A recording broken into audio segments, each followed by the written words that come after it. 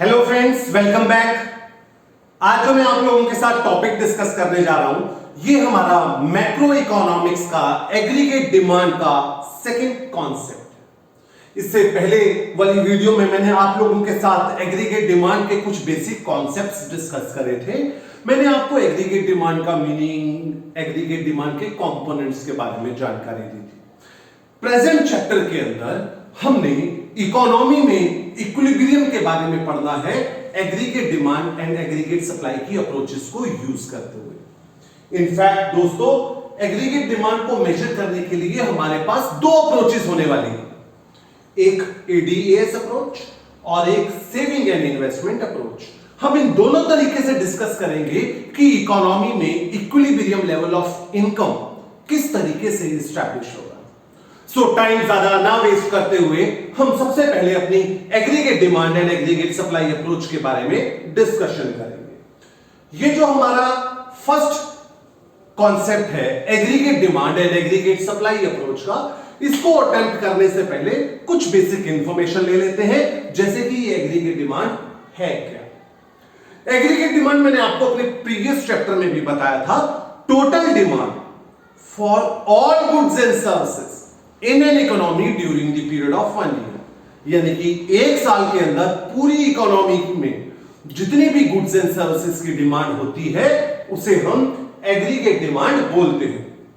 और इस aggregate demand को कैलकुलेट करना हो तो C+I, consumption demand and investment demand. ये मैंने आपको बताया था कि क्लोज्ड इकोनॉमी के मॉडल के हिसाब से एडी के दो ही कंपोनेंट होते हैं, C एंड I, जिसका जिक्र केन्स ने किया था।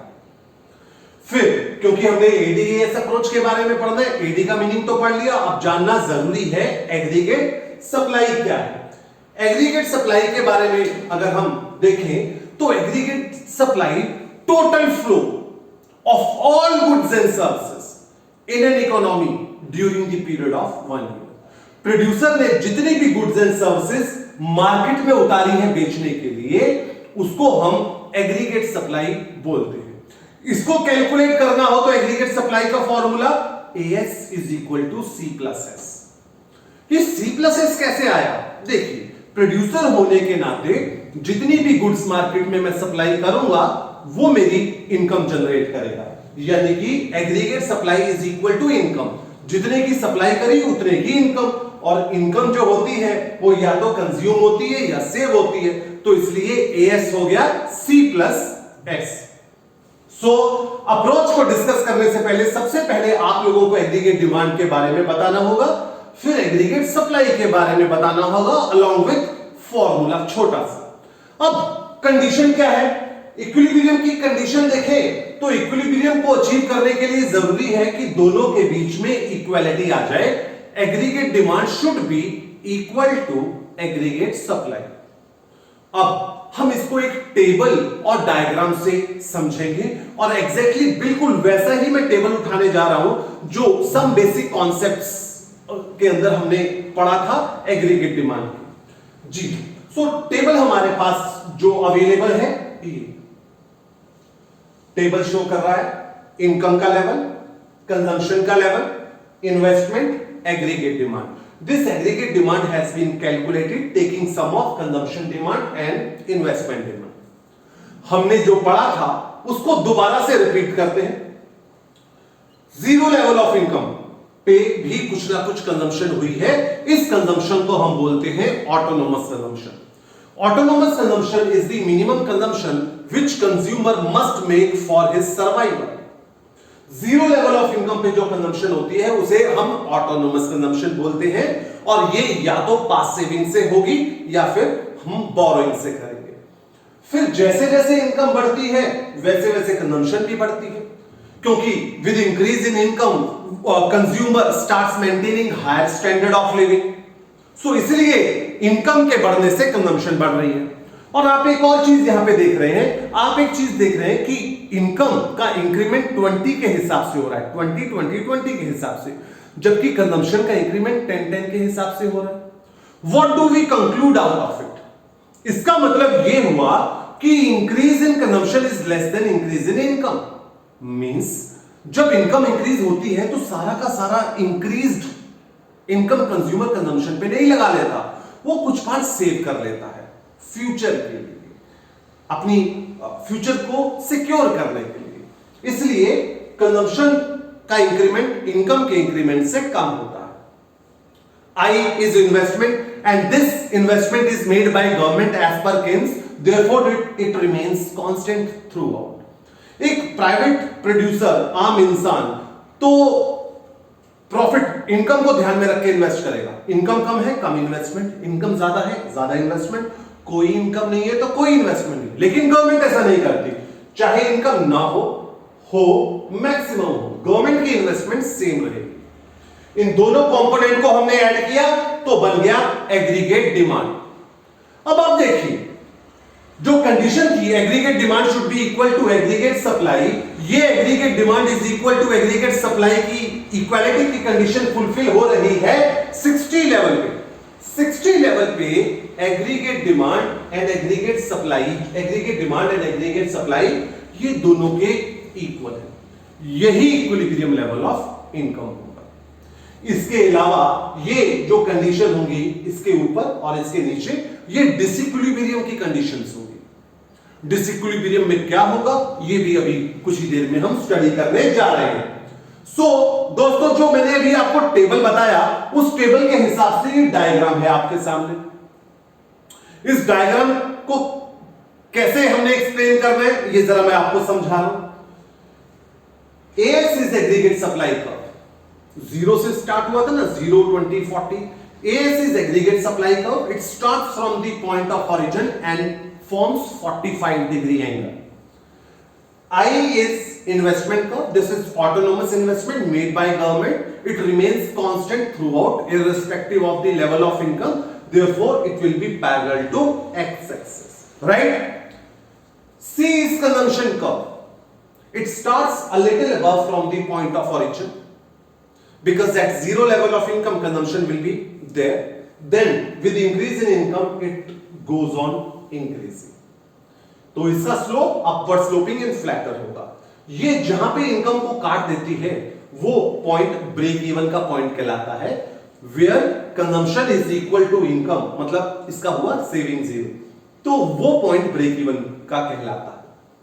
सो दोस्तों, this AD is aggregate demand curve. इसको हमने डिराइव किया कंजम्पशन और इन्वेस्टमेंट को सम करके। ये भी ओरिजिन के ऊपर से स्टार्ट होता है, रादर कंजम्पशन के भी ऊपर से, और ये भी अपवर्ड स्लोप करता है। ये एएस को जहां पे काटेगा वो ब्रेक इवन, वो इक्विलिब्रियम का पॉइंट होगा, और टेक्निकल लैंग्वेज में इसे हम इफेक्टिव डिमांड भी बोलते हैं।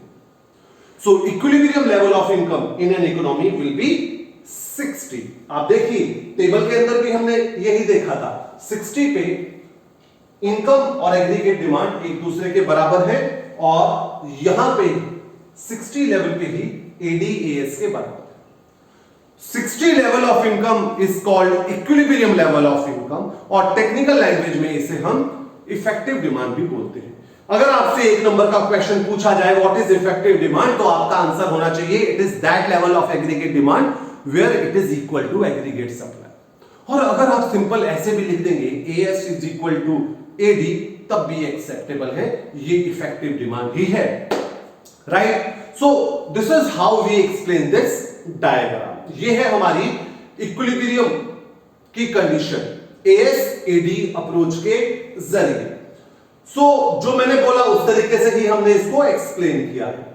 नाउ मैंने आपको बताया था कि 60 लेवल पे एडीएएस के बराबर है, इसके ऊपर भी डिसइक्विलिब्रियम है, इसके नीचे भी डिसइक्विलिब्रियम है। इक्विलिब्रियम में इक्वालिटी है, तो जब इक्वल नहीं है तो वो डिसइक्विलिब्रियम हुआ। डिसइक्विलिब्रियम के दो केसेस हो सकते हैं, या तो एडी ज्यादा है या एडी कम। इनफैक्ट दोनों ही कंडीशन इकोनॉमी के लिए हानिकारक हो सकती है, हार्मफुल हो सकती है। कैसे, जरा देखते हैं दोस्तों। पहला क्वेश्चन है what happens if AD is more than AS. Aggregate demand ज्यादा है तो क्या होगा? अब केन्स कहते हैं कि अगर एग्रीगेट डिमांड ज्यादा है तो इकोनॉमी के लिए बेनिफिशियल भी हो सकता है, हार्मफुल भी। कैसे? केन्स का कहना है बिफोर फुल एम्प्लॉयमेंट, अगर इकोनॉमी में अभी फुल एम्प्लॉयमेंट अचीव नहीं हुई, अनएम्प्लॉयमेंट है, ऐसे में अगर एग्रीगेट डिमांड ज्यादा है तो इकोनॉमी को फायदा होने वाला है।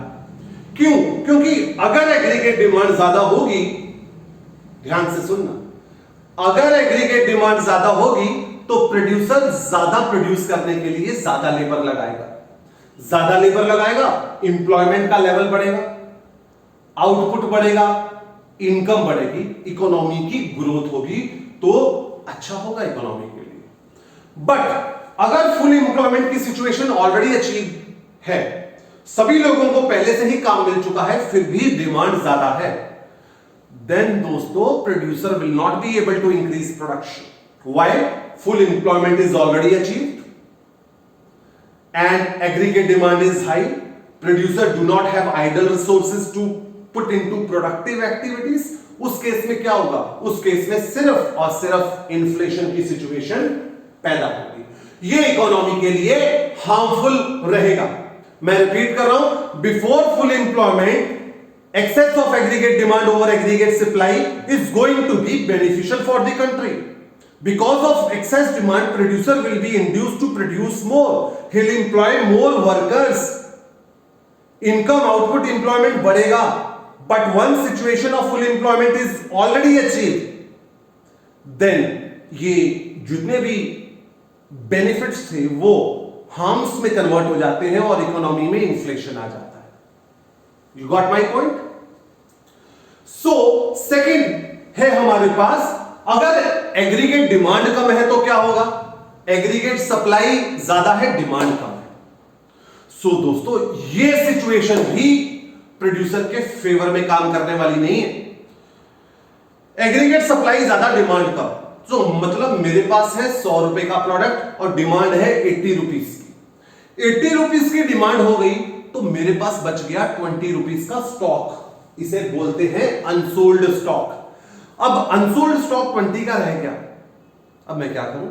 नेक्स्ट टाइम जब मैं प्रोड्यूस करूंगा, मैं सोचूंगा कि मार्केट में डिमांड तो 80 की होती है, तो 100 का प्रोड्यूस करने का कोई फायदा नहीं। मैं 80 रुपीज की क्वांटिटी ही मार्केट में लेके जाऊंगा, क्योंकि 20 की तो पहले की बची हुई है। मैं फ्रेश प्रोडक्शन सिर्फ 60 की करूंगा, और कम प्रोडक्शन करने के लिए कम लेबर लगेगा, और जो कम लेबर लगेगा इकोनॉमी में इंप्लॉयमेंट गिरेगा, आउटपुट गिरेगा, इनकम गिरेगी, इकोनॉमी में डाउनफॉल आना स्टार्ट हो जाएगा। तो ये सिचुएशन भी कंट्री के फेवर में नहीं होगी। ज्यादा डिमांड होना भी हानिकारक हो सकता है, और कम डिमांड होना तो हानिकारक है ही है। इसीलिए इकोनॉमी में इक्वालिटी की सिचुएशन चाहिए। Aggregate demand should be equal to aggregate supply, but at full employment. Yes, तो ये थी हमारी एक अप्रोच। अब नेक्स्ट अप्रोच जो है हमारे पास, सेविंग एंड इन्वेस्टमेंट अप्रोच। जो कंक्लूजन हमने वहां से निकाला वैसा ही कंक्लूजन यहां से भी निकालने वाले हैं। एक तो एडीएस अप्रोच होगी और दूसरी अप्रोच है सेविंग एंड इन्वेस्टमेंट अप्रोच। ठीक जिस तरीके से एडीएस अप्रोच पढ़ी थी उसी तरीके से ये अप्रोच पढ़ेंगे। पहले हम सेविंग का मतलब डिस्कस कर रहे हैं। ये हमारी इनकम का वो पार्ट है जो कि कंज्यूम नहीं हुआ, और फाइंड आउट कैसे करेंगे? Calculate income minus consumption gives us saving. And what is investment? By definition amount of money spent on productive assets, productive activities which is likely to yield further income, इसको हम investment बोलते हैं। सो condition क्या होगी equilibrium की? Equilibrium की condition देखें जिस तरह से वहां पे थी, AD should be equal to AS, यहां पे saving should be equal to investment. So आइए टेबल और डायग्राम से इसको भी डिस्कस करते हैं, जैसे हमने पहले किया था। इनकम यही ली थी ना मैंने, 0, 20, 40, 60, 80, 100, 120। कंजम्पशन भी मैंने यही ली थी, 20 ऑटोनोमस कंजम्पशन, 30, 40, ये 10 के हिसाब से बढ़ा रहा हूं क्योंकि increase in consumption is less than increase in income, क्योंकि some part of increased income we save when basic needs are fulfilled. अब सेविंग निकालने के लिए इनकम में से कंजम्पशन माइनस करें, ये आ गया। इनिशियली सेविंग नेगेटिव में है क्योंकि कंजम्पशन इनकम से ज्यादा है, बेसिक नीड्स पूरी नहीं हुई है, इन्वेस्टमेंट ऑटोनोमस है तो 10-10 है। सो कंडीशन के हिसाब से S should be equal to I 10-10 पे, और लेवल ऑफ इनकम क्या है 60, पहले भी 60 था तो यहां पे भी 60। इसको टेबल से तो हमने एक्सप्लेन किया, डायग्राम से अभी शो करूंगा डायग्राम, जरा एक बार माइंड में इमेज बना के देखें। यहां पे इन्वेस्टमेंट कर्व कैसा होने वाला है, यस ये होने वाला है parallel to X axis, saving curve origin के नीचे से स्टार्ट होगा क्योंकि नेगेटिव है, जरा देखिए, देखो जरा, इन्वेस्टमेंट ऑटोनोमस है राइट, और सेविंग ओरिजिन के नीचे से स्टार्ट हुआ क्योंकि इनिशियली नेगेटिव है, राइज होता है। ये जो पॉइंट है यहां पे सेविंग जीरो है, और जीरो सेविंग जो होती है वो ब्रेक इवन पॉइंट होता है, क्योंकि consumption is equal to income, saving is zero, so ये ब्रेक इवन पॉइंट होना चाहिए आइडियली। तो ये आपका saving is equal to investment, economy में इक्विलिब्रियम आ गया 60 लेवल। क्लियर है? तो दोस्तों ये है हमारी सेविंग एंड इन्वेस्टमेंट अप्रोच के जरिए इक्विलिब्रियम। सो एडीएस से भी देखा हमने 60 लेवल पे था इक्विलिब्रियम, और एसआई से भी देखा हमने 60 लेवल पे ही है इक्विलिब्रियम। सो ये जो दो अप्रोचेस हैं हमारी इक्विलिब्रियम की, इसको हम साइमल्टेनियसली भी शो कर सकते हैं एक ही डायग्राम के अंदर, एक ही टेबल के अंदर। चलिए देखते हैं, उससे पहले जरा इक्वेशन से समझ लेते हैं। एक क्वेश्चन हमें आ सकता है और बोर्ड में एक बार आया भी हुआ है, prove that, show that equality between ADAS shows equality between S and I। Repeat कर रहा हूं, prove that, show that equality between ADAS shows equality between saving and investment। हमने कहा जरूर प्रूव कर सकते हैं, जरा देखिए।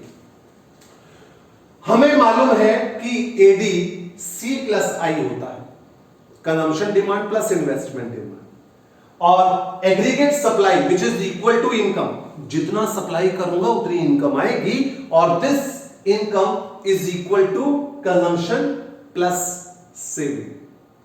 सो इक्वालिटी एडीएस की हमने शो करी, एडी की वैल्यू से रिप्लेस किया, एडी का फॉर्मूला C प्लस आई लिखा, एएस का फॉर्मूला C प्लस आई, और यहां पे C प्लस एस, C से C कैंसिल हुआ, saving is equal to investment. जब एडी को एएस के बराबर पुट करोगे तो सेविंग इन्वेस्टमेंट के बराबर आएगी ही आएगी, ये हमने प्रूव करके देखा।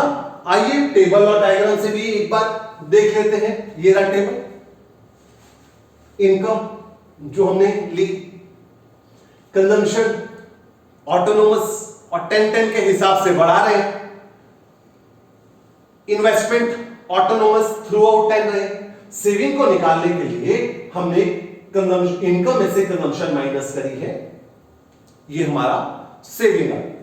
एग्रीगेट डिमांड, एग्रीगेट डिमांड क्या है, एग्रीगेट डिमांड अगर निकाले कंजम्पशन प्लस इन्वेस्टमेंट। तो अब जरा देखें 60 लेवल पे एडी एएस के बराबर है, वाई इज एएस, क्योंकि AS is equal to income ही होता है, और जब ये एक दूसरे के बराबर है वहां पे सेविंग इन्वेस्टमेंट के बराबर होती है। क्लियर? सो ये टेबल ने भी इस चीज को प्रूव कर दिया। आइए जरा एक नजर डायग्राम पे डालें। ये डायग्राम थोड़ा सा क्रिटिकल है, थोड़ा ध्यान देना है। वैसे कुछ खास इतना भी नहीं कि हमें समझना है, बट दो चीजों का आपने खास ध्यान रखना है। अदरवाइज ऊपर वाला डायग्राम तो एडीएस अप्रोच का मैंने रख दिया है, कोई मैंने मॉडिफिकेशन नहीं करी। Autonomous investment parallel to X axis 45 degree angle बनाता हुआ एग्रीगेट सप्लाई का, कंजम्पशन का starting from the point, starting a little above from the point of origin because of autonomous consumption, then slopes upward, aggregate demand उसके भी ऊपर जाता है, और इन दोनों के बीच का जो डिस्टेंस है ये इन्वेस्टमेंट, ऑटोनोमस इन्वेस्टमेंट को रिफ्लेक्ट करता है। एक क्वेश्चन यहां पे ये भी हो सकता है, why AD and investment curve run parallel to each other. इसका आंसर है बिकॉज ऑफ ऑटोनोमस इन्वेस्टमेंट, क्योंकि इन दोनों के बीच का डिफरेंस आई है जो कि थ्रू आउट कॉन्स्टेंट है। एनीवेज अब आप देखें बेटा, ऊपर वाला तो मैंने शो करा, यहां पे हमारा इक्विलिब्रियम ADAS अप्रोच के हिसाब से 60 लेवल ऑफ इनकम पे, ये हमारा ब्रेक इवन पॉइंट होगा क्योंकि कंजम्पशन इनकम के बराबर है 40 लेवल पे। और नीचे के डायग्राम में हमने सेविंग और इन्वेस्टमेंट अप्रोच शो करी है। Investment parallel to X axis, saving curve origin के नीचे से स्टार्ट हो रहा है और इन्वेस्टमेंट को यहां पे काटना। एक चीज का ध्यान रखना है यहां पे कि जहां पे ADAS के बराबर हुआ है वहीं पे आपका सेविंग इन्वेस्टमेंट के बराबर होना चाहिए। जहां पे कंजम्पशन इनकम के बराबर है वहीं पे सेविंग एक्स एक्सिस को टच करते हुए नजर आए। रीजन मींस सेविंग जीरो तभी होगी जब कंजम्पशन इनकम के बराबर होगी। ADAS के बराबर तभी होता है जब सेविंग इन्वेस्टमेंट के बराबर होता है, जो कि हमें इस टेबल में भी दिख रहा है। सो जो मैंने आपको ADAS की अप्रोच करवाई, सेविंग एंड इन्वेस्टमेंट की अप्रोच करवाई इंडिविजुअल तरीके से, उसका साइमल्टेनियस एक्सप्रेशन हम यहां पे भी दे सकते हैं। सो दोस्तों, ये थी हमारी शॉर्ट रन इक्विलिब्रियम आउटपुट की theory, equality between ADAS, saving and investment. आपसे एक क्वेश्चन ये भी पूछा जा सकता है, explain two approaches to measure equilibrium level of national income. So इस क्वेश्चन पे बच्चे कंफ्यूज हो जाते हैं, equilibrium level of national income, so national income, so ध्यान हमारा चला जाता है 3 methods of national income, value added method, expenditure method, income method. हम इन 3 में से 2 एक्सप्लेन कर देते हैं। जी नहीं, वो हमारे मेथड्स थे नेशनल इनकम को मेजर करने के, बट हम बात कर रहे हैं equilibrium level of national income की अप्रोचेस की। So equilibrium level of national income की अप्रोचेस की बात की जाए तो we have only 2 approaches, ADAS approach and saving and investment approach. तो उस केस में आपको ये अप्रोचेस देनी होगी। सो दोस्तों, आई होप ये कॉन्सेप्ट्स आपको समझ आए होंगे। Thank you for watching this video.